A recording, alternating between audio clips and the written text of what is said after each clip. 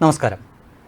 ഇന്ത്യയിൽ നരേന്ദ്രമോദി പ്രധാനമന്ത്രി ആയതിനു ശേഷം പല രസകരമായിട്ടുള്ള വാക്കുകൾ കലർന്ന ചില പദ്ധതികൾ അദ്ദേഹം അവതരിപ്പിച്ചിട്ടുണ്ട്. അത് ആദ്യം കേൾക്കുമ്പോൾ തന്നെ ആളുകളുടെ മനസ്സിലേക്ക് ആഴ്ന്നിറങ്ങുകയും പിന്നീട് അവർ അത് അറിയാതെ തന്നെ അത് പ്രാവർത്തികമാക്കുകയും ചെയ്യുന്ന തരത്തിലുള്ള പല പദ്ധതികളും അദ്ദേഹം ഇന്ത്യയിൽ പ്രഖ്യാപിച്ചു. പിന്നീട് അത് വിജയകരമായിട്ട് നടപ്പിലാക്കി. നമുക്കറിയാം സ്വച്ഛ് ഭാരത് പോലുള്ള പദ്ധതികൾ, അതിൻ്റെ കൂടെ തന്നെ മേക്കിംഗ് ഇന്ത്യ എന്ന പദ്ധതിയും അദ്ദേഹം കൊണ്ടുവന്നു. അതും ഇപ്പോഴും വിജയകരമായി നടന്നുകൊണ്ടിരിക്കുന്ന ഒരു പദ്ധതിയാണ്. അതേപോലെ തന്നെ ഈ അടുത്ത കാലത്തായിട്ട് ലോക്കൽ ഫോർ വോക്കൽ എന്ന് പറഞ്ഞുകൊണ്ട് ഒരു പുതിയ പദ്ധതി, അതേപോലെ തന്നെ ഇതേപോലെ രസകരമായിട്ട് കേൾക്കുമ്പോൾ തന്നെ ആളുകൾക്ക് വലിയ താല്പര്യവും ഇഷ്ടവും തോന്നുന്നു. പിന്നെ പ്രധാനമന്ത്രിയെ പോലെ ഒരാൾ പറയുമ്പോൾ അതുപോലെ തന്നെ അനുസരിക്കുകയും ചെയ്യുന്ന ചില പദ്ധതികളുണ്ട്.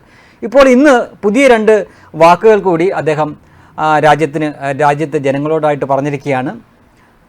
കാശുള്ള ആളുകൾ, അതായത് അവരുടെ മക്കളുടെ വിവാഹം ഇന്ത്യയിൽ ആഡംബരമായിട്ട് നടത്തുന്നവരുണ്ട്. കുറേ കൂടെ അവർക്ക് വിശാലമായിട്ട് നടത്തണമെന്നുണ്ടെങ്കിൽ അവർ മറ്റ് വിദേശ രാജ്യങ്ങളിലൊക്കെ പോയി ലക്ഷങ്ങളും കോടികളും ഒക്കെ ചിലവാക്കിക്കൊണ്ട് അവിടെ വിവാഹ ആഘോഷവും മറ്റുമൊക്കെ നടത്തും. ഈ അടുത്ത കാലത്തായിട്ട് അംബാനിയുടെ മകൻ്റെ വിവാഹമൊക്കെ നടന്നത് നമുക്കറിയാം. അത് പക്ഷേ നമ്മുടെ മുംബൈയിലായിരുന്നു, അതിനുശേഷം പുറത്തുണ്ടെന്ന് തോന്നുന്നു. പക്ഷേ എന്തുകൊണ്ടോ ഇന്ന് നമ്മുടെ നരേന്ദ്രമോദി കാശ്മീരിലൊരു റാലി നടക്കുകയാണ്. ഈ കാശ്മീരിലെ ആർട്ടിക്കിൾ 370 എടുത്ത് കളഞ്ഞതിന് ശേഷം അദ്ദേഹം ആദ്യമായിട്ട് നടത്തുന്ന റാലിയാണ്. ആ റാലിയിൽ അദ്ദേഹം ഇന്നൊരു വാക്ക് അദ്ദേഹം പറഞ്ഞിരിക്കുകയാണ്. വെഡ് ഇൻ ഇന്ത്യ എന്നാണ് പറഞ്ഞിരിക്കുന്നത്. വിവാഹം ഇന്ത്യയിൽ വെച്ച് നടത്തൂ എന്നാണ് അദ്ദേഹം പറഞ്ഞിരിക്കുന്നത്. ഒരു ആഹ്വാനം പോലെ പറഞ്ഞിരിക്കുന്നത്. അതായത് ഒരുപാട് ആളുകൾ, പണമുള്ള ആളുകൾ ഈ വിവാഹത്തിൻ്റെ ആഘോഷങ്ങൾ മറ്റു രാജ്യങ്ങളിൽ വെച്ച് നടത്തുന്നു. അതുപോലെ പുറത്താണ് ഈ ലക്ഷങ്ങളും കോടികളും ഒക്കെ കൊണ്ട് ചിലവഴിക്കുന്നത്. അതിനു പകരം ഇന്ത്യയിലെ ടൂറിസ്റ്റ് പ്ലേസുകൾ കണ്ടെത്തി അവിടെ ഇതുപോലുള്ള പദ്ധതികൾ നടപ്പാക്കൂ, പണം ഇവിടെയുള്ള ജനങ്ങൾക്ക് ഉപകാരപ്പെടട്ടെ എന്ന ഉദ്ദേശത്തോടു കൂടിയാണ് അദ്ദേഹം പറഞ്ഞിരിക്കുന്നത്. ഇതിൻ്റെ ഒപ്പം തന്നെ ചലോ ഇന്ത്യ എന്ന ഒരു പദ്ധതിയും അദ്ദേഹം പ്രഖ്യാപിച്ചിരിക്കുകയാണ്. അത് ടൂറിസം വികസിപ്പിക്കാൻ വേണ്ടിയിട്ടാണ്. തീർച്ചയായിട്ടും കേരളത്തിനും വലിയ ഒരു നേട്ടമുണ്ടാക്കുന്ന ഒരു പദ്ധതി തന്നെയാണത്. വിവാഹം ഇന്ത്യയിൽ വെച്ച് നടത്തൂ എന്നാണ് അതിൻ്റെ പേര്. വെഡ് ഇൻ ഇന്ത്യ എന്നതാണ്. ഒരുപക്ഷെ ട്രോളുകൾ വരെ വരാൻ സാധ്യതയുള്ള ഒരു പ്രയോഗമാണത്. ഇന്ത്യയിൽ വെച്ച് വെഡ് ഇൻ ഇന്ത്യ എന്ന ആ ഒരു പദപ്രയോഗം. അതിൻ്റെ ഒപ്പം തന്നെയുള്ള ചലോ ഇന്ത്യ പദ്ധതിയും അദ്ദേഹം പറഞ്ഞിരിക്കുകയാണ്. പക്ഷേ പറഞ്ഞിരിക്കുന്നത് നരേന്ദ്രമോദിയാണ്. അതുകൊണ്ട് തന്നെ അദ്ദേഹം പറയുന്നതിലെ ശരിയോ തെറ്റോ പോലും നോക്കാതെ അത് പറയുന്നത് അക്ഷരം പ്രതി അനുസരിക്കുന്ന ലക്ഷക്കണക്കിന് കോടിക്കണക്കിന് ആളുകളുള്ള രാജ്യമാണ് ഇന്ത്യ. ഒരുപക്ഷെ ലോകത്ത് മറ്റൊരു രാഷ്ട്രീയ നേതാവിനും ആ ഒരു ഭാഗ്യം കിട്ടിയിട്ടില്ല. ഞാനിത് പറയാൻ കാരണം ഒരു ഉദാഹരണമുണ്ട്. ഈ കഴിഞ്ഞ ദീപാവലി സമയത്തല്ല, അതിന് മുന്നത്തെ ദീപാവലി സമയത്ത് അദ്ദേഹം ഇങ്ങനെ രാജ്യത്തോടായിട്ട് പ്രസംഗം നടത്തുമ്പോൾ, നമുക്കറിയാം അദ്ദേഹത്തിൻ്റെ മൻ കി ബാത്തുണ്ട്, അതേപോലെ ഒരു പ്രസംഗം നടത്തുമ്പോൾ ഒരാഴ്ച കഴിയുമ്പോൾ ദീപാവലിയാണ്. പക്ഷേ അദ്ദേഹം ഒരു രാജ്യത്തിനെ പോലും പേരെടുത്ത് പരാമർശിക്കാതെ ഒരേ ഒരു കാര്യം മാത്രം ആ പ്രസംഗത്തിൽ പറഞ്ഞു.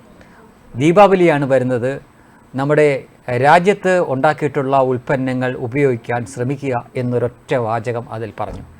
ചൈന എന്ന് പറഞ്ഞില്ല, പാകിസ്ഥാൻ എന്ന് പറഞ്ഞില്ല, ഒന്നും പറഞ്ഞില്ല.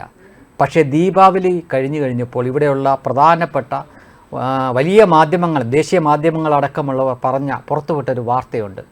ആ ദീപാവലി വിപണി ഓരോ തവണയും ചൈനയ്ക്ക് കിട്ടിക്കൊണ്ടിരുന്നത് ശതകോടികളായിരുന്നു. ദീപാവലി വിപണിയിൽ നിന്ന് മാത്രം അവരുടെ പടക്കങ്ങളും മറ്റും ഐറ്റങ്ങൾക്ക് ഇന്ത്യയിൽ നിന്ന് അവർ കൊണ്ടുപോയിക്കൊണ്ടിരുന്നത് ശതകോടികളായിരുന്നു. പക്ഷേ ആ ദീപാവലിക്ക് ചൈനയ്ക്ക് വ്യാപാര നഷ്ടമാണ് ഉണ്ടായിരിക്കുന്നത്. അവർ ഒരിക്കലും പ്രതീക്ഷിക്കാത്ത തരത്തിലുള്ള ഒരു വ്യാപാര നഷ്ടമാണ് ആ ദീപാവലിക്ക് ഉണ്ടായത്. കാരണം നരേന്ദ്രമോദി ഈ പ്രസംഗത്തിനിടയിൽ ഒരു വാചകം ഇങ്ങനെ പറഞ്ഞു പോയതേ ഉള്ളൂ. ഒരു രാജ്യത്തിൻ്റെ പേര് പോലും പരാമർശിച്ചില്ല.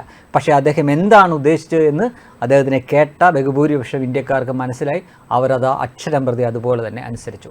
അങ്ങനെ പല അവസരത്തിലും അദ്ദേഹം ഇങ്ങനെ പേര് പോലും പറയാതെ പറയുന്ന ഓരോ കാര്യങ്ങളും അത് മനസ്സിലാക്കേണ്ടവർ മനസ്സിലാക്കുകയും അതേപോലെ പ്രതികരിക്കുകയും ചെയ്യുന്നത് നമ്മൾ കണ്ടിട്ടുണ്ട്. ഏറ്റവും ഒടുവിലായിട്ട് ലക്ഷദ്വീപിൽ അദ്ദേഹം അവിടെ പോയിട്ട് ഒരു കസേര വലിച്ചിട്ട് ആ ബീച്ചിൽ ഇരുന്നിട്ട് 4 ചിത്രങ്ങൾ സോഷ്യൽ മീഡിയയിൽ ഇട്ടതേ ഉള്ളൂ. പിന്നീട് നമുക്കറിയാം, നമ്മളത് അനുഭവിച്ചതാണ്. മാലദ്വീപിലോട്ട് പോയിക്കൊണ്ടിരുന്നവരൊക്കെ ആ ട്രിപ്പ് ക്യാൻസലാക്കിയിട്ട് ലക്ഷദ്വീപിലേക്കും ആൻഡമാനിലേക്കും ഒക്കെ പോകുന്ന വാർത്തകൾ നമ്മൾ കണ്ടു. ശതകോടികളാണ് അവിടെയും മാലദ്വീപിന് നഷ്ടമായത്. ഒന്നും പറഞ്ഞില്ല, ആരെയും പരാമർശിച്ചില്ല, 4 ചിത്രങ്ങൾ ഇട്ടേ ഉള്ളൂ. അതാണ് ഞാൻ നേരത്തെ പറഞ്ഞത്. അദ്ദേഹം പറഞ്ഞ കാര്യങ്ങളിൽ ശരിയോ തെറ്റോ എന്നൊക്കെ പിന്നീട് ആളുകൾ ചിന്തിക്കൂ. പക്ഷേ പറയുന്ന കാര്യങ്ങൾ അതേപോലെ അക്ഷരം പ്രതി അനുസരിക്കുന്ന ലക്ഷങ്ങളും കോടികളും ഉള്ള ഒരു രാജ്യത്തിൽ നിന്നാണ് അദ്ദേഹം പറഞ്ഞിരിക്കുന്നത്. വിവാഹ ആഘോഷങ്ങൾ ഇന്ത്യയിൽ മതി എന്ന് പറയുമ്പോൾ പിന്നെ അതിൻ്റെ അപ്പുറത്തേക്ക് ഒരു വാക്കില്ല.